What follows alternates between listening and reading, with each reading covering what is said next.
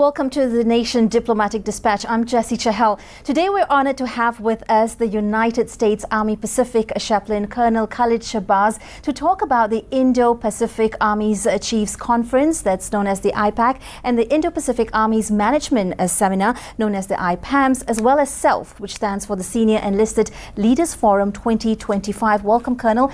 As they say in Malaysia, Selamat Datang. It's good. It's good to have you with us, and of course, for such an interesting insight into a little bit of your world and what brings you to this part of the globe as well. Let's start a little bit with the conference itself.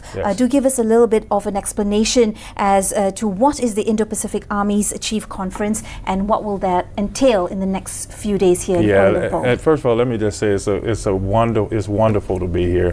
First time in Malaysia, and so I'm having a great time eating some great food and with great people. So thank you guys for inviting me. So IPAC itself, our Commanding General, General Clark, has some lines of effort, and there are people and partnerships. So part of the conference is just kind of reestablishing those relationships and ensure we can kind of keep the renewed friendship going over the years. Well, you are a chaplain and also the senior most Muslim chaplain in the U.S. Army. Yes. What exactly is your role? And I believe you do have a bit of a backstory as to what has brought you into this role as well. Take us through that journey. Yeah, it's interesting. As a soldier, I was what's considered a specialist, kind of general entry soldier, and had a lot of trouble in my life because of my past with kind of some trouble with molestation and failing some. Dr. Shim Ching, board-certified plastic surgeon at Hair Restoration Hawaii in Honolulu. I have helped thousands of patients Get lasting natural hair with my trouble with molestation and failing some grades. And so I come into the Army to make my life better, but I'm failing in the Army as well. And I see off in the distance a chaplain. And he comes over and says, you know, why don't you become a chaplain to help people like yourself? And I got to tell you, I've never talked to God, but it felt like that was a God moment for me. So my role as a chaplain really is to help people who are in the most crucial parts of their lives, whether it's marriage conflict, whether they're having trouble adjusting to being a soldier, or just general depression or whatever it may happen. They come into the chaplain, and if they're having trouble, you know, the chaplain is 100% confidentiality. So whatever they're going through, I have an opportunity to keep that in my breast pocket to help them. Right, and that is a job that it's definitely not a walk in the park. It takes years of not just understanding, but also having the right skills to deal with it. What exactly does a chaplain do on a daily basis? How do they have access? How do soldiers have access to you? And what are some of the main issues that are going through a soldier's head and heart? Yeah, we have a term in the chaplaincy called ministry of presence, right?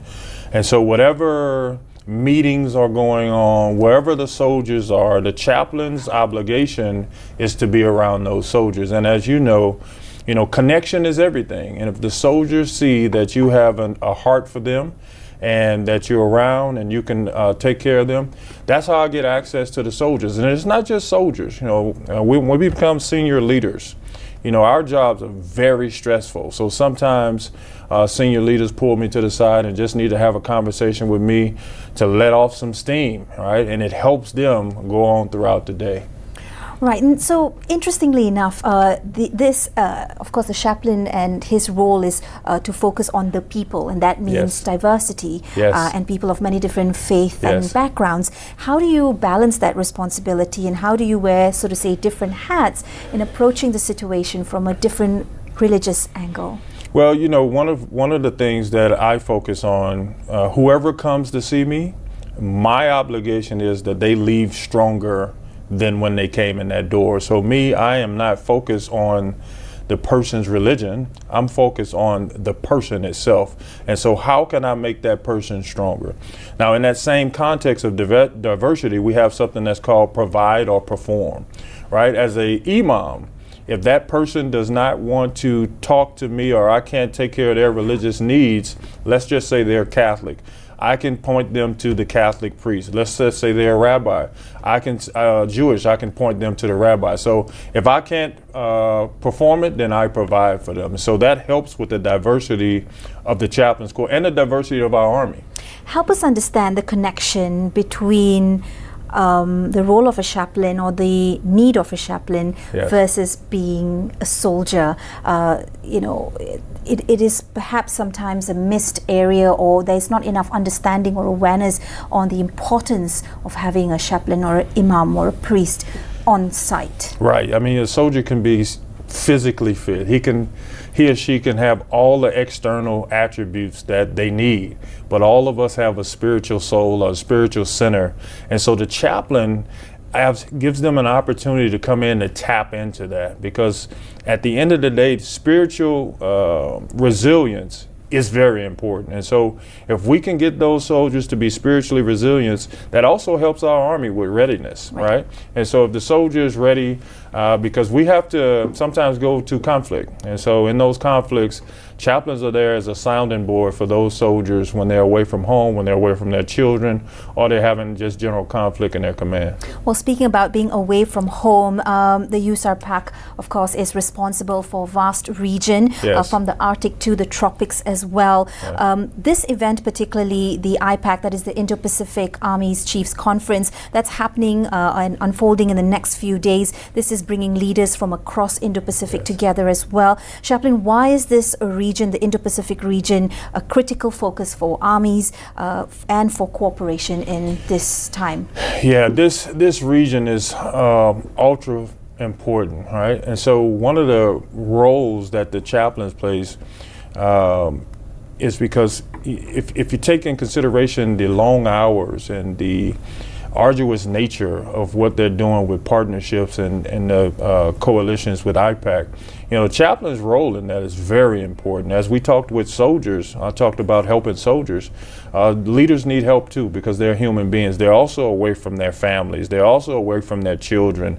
And being on the airplane all the time, they get to come into and also sit down with me and say, hey, chap, I just need a moment. It's interesting. Sometimes I don't have to say a word. They just come in and sit down on the couch for about 10, 15 minutes just for a break and to talk my ear off, and they're going, hey, thank you, chaplain. Take a load off. Yeah, just take a load off. Mm-hmm. The chaplain is a willing, listening ear, right? We don't have to say anything profound, but those leaders get an opportunity to just come off and let off some steam, and then they're back to work. Well, Chaplain, we take a quick breather for a few of these messages coming through, but we will be right back. Do stay tuned right here on The Nation. We'll be right back.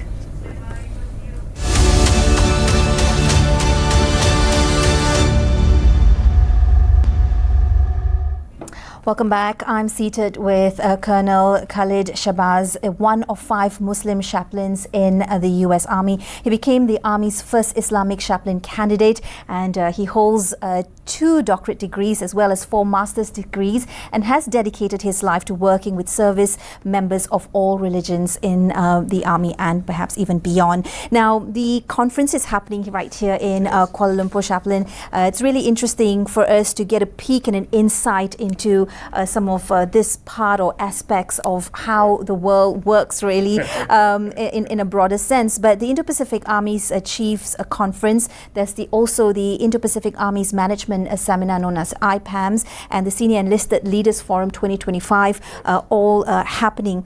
Where do you see U.S. chaplain playing a role for these specific conferences, and what are some of the key objectives or the salient points you'd like to see out of these leaders meetings? Yeah, we do about 36 to 40 exercises per year, and I think IPAC is almost a culmination of that. Anytime you got leaders in the room talking and kind of ironing out problems, I think it's wonderful. Like the senior forum for the NCOs, the non-commissioned officers, they're going to talk about artificial intelligence. They're going to talk about readiness.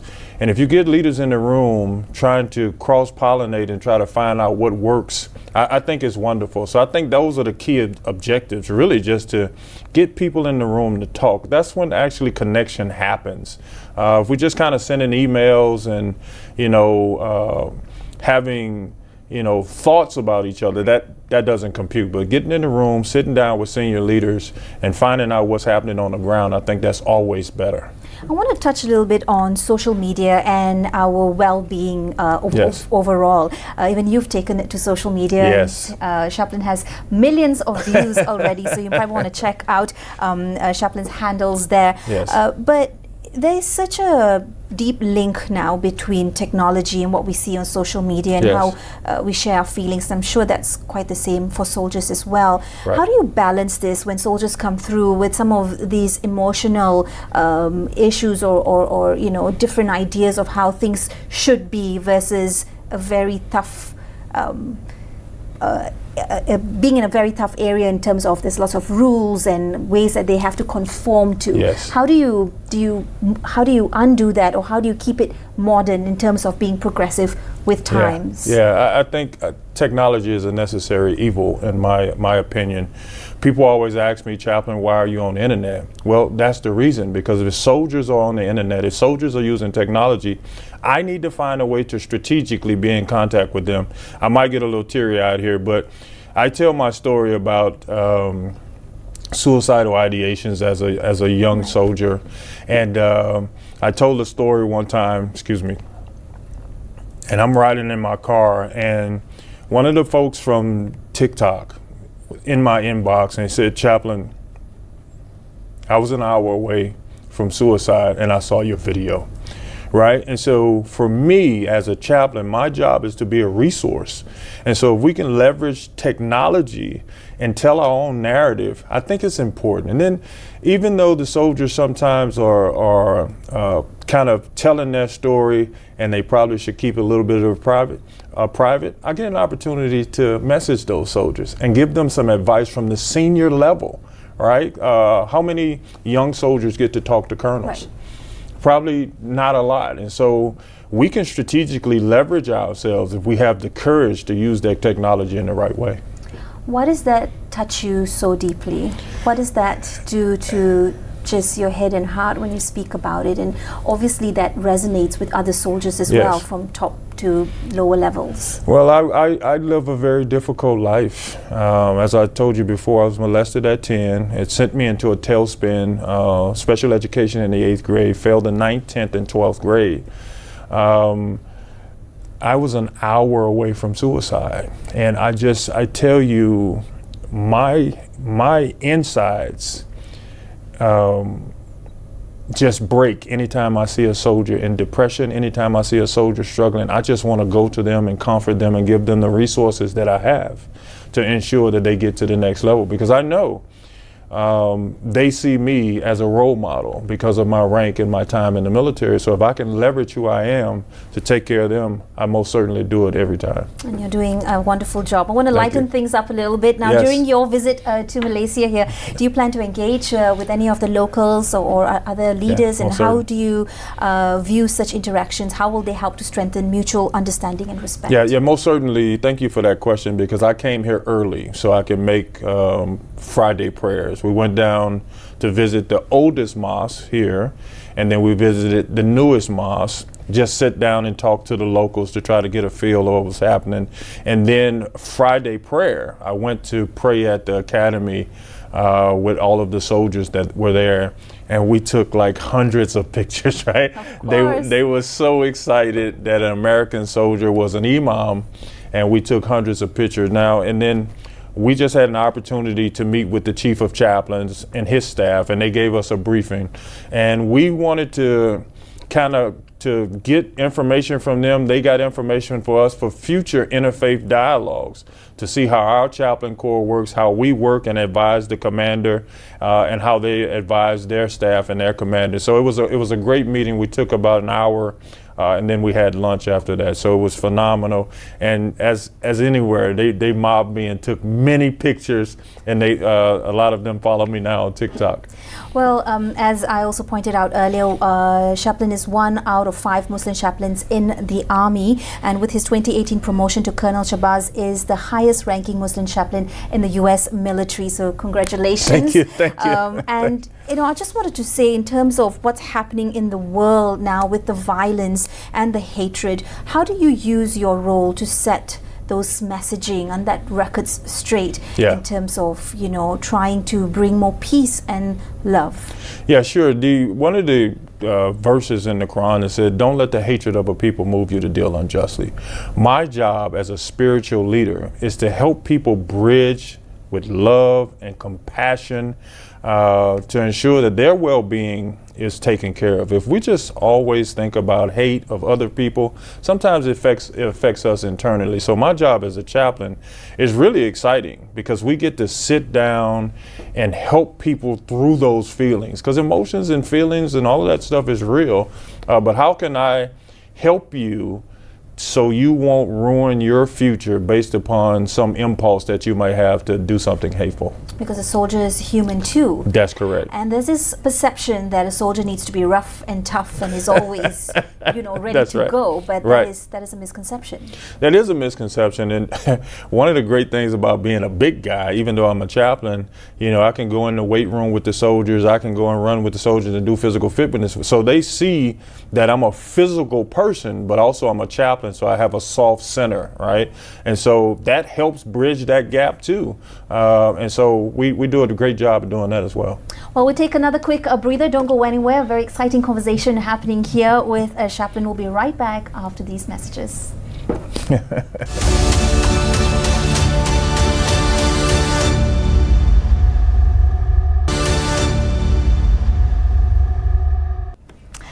Seated with me today is Chaplain Colonel Khallid Shabazz in the studio, talking a little bit about what is known as IPAC, IPAMS, and SELF. These are forums, seminars, and conferences that are happening in Kuala Lumpur this week from the USAR PAC and the United States Army Pacific. Chaplain, of course.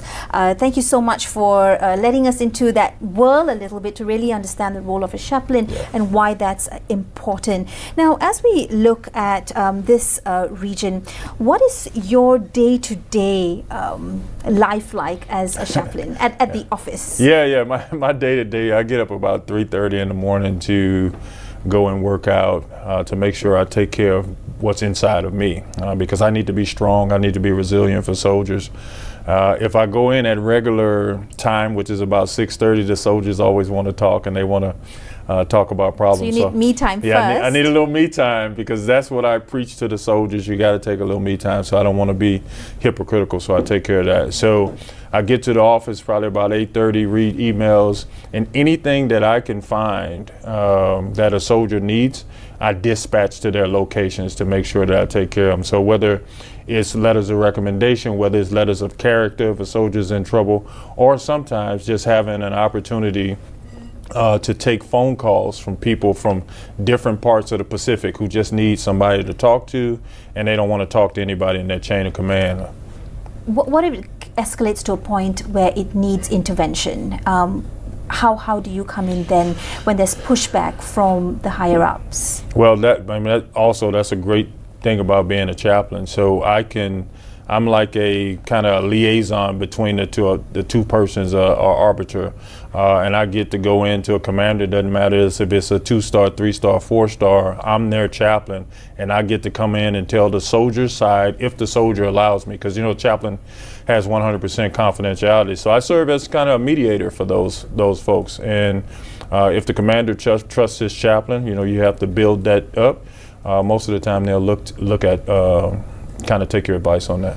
The Army outwardly around the world is known for its harsh ways and a little bit of a top-down sort of style. What do you do, or how do you undo these situations where there is a top-down abuse of power or bullying, for example, that seems to be on the rise in many different segments around the globe? Man, I tell you, one of the greatest things, I've been in the Army for 35 years, the job of the chaplain kind of helps bridge the gap to that. And I got many situations where I can talk to you about where sometimes cultural understandings may seem like, harshness or bullying, but they're really just cultural misunderstandings. So I can go into that leader and say, hey, this is the soldier's perspective. And most time, I got to be honest with you, it's solved at the lowest level. Well, you've traveled across many countries in your role, Yes. based out of Hawaii right now. That's right. What impressions has Malaysia made on you since Oh my you've God, been here? I love it here. I mean, I love it here. The food is great. The people are wonderful. Had an opportunity. We got a grab and we went around the city. Not only did some shopping, because I've been married 35 years, I had to buy my wife some stuff. But we got in the mall and we talked to the people. Malaysia is wonderful, and I'd love to come back. Well, the conferences, the seminar, and of course the forum is going to keep you busy in the next That's couple right, of days. Chaplain, just one message of encouragement, perhaps more to the youth at this point of time of Yes. the country. What would that be? And especially in the context of building stronger ties between nations, of serving Yeah. one's nation, Yeah. but also of self-service. Yeah, there's an old saying that you're not a product of your environment, you're a product of your thinking.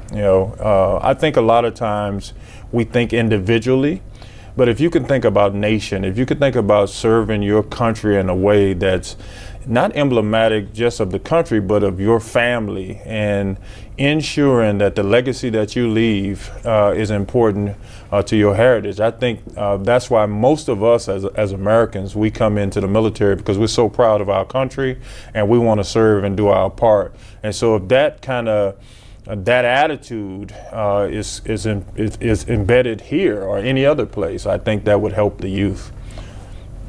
There are a rising number of people who are choosing to be non-believers Yes. for whatever reasons that are Right. for themselves.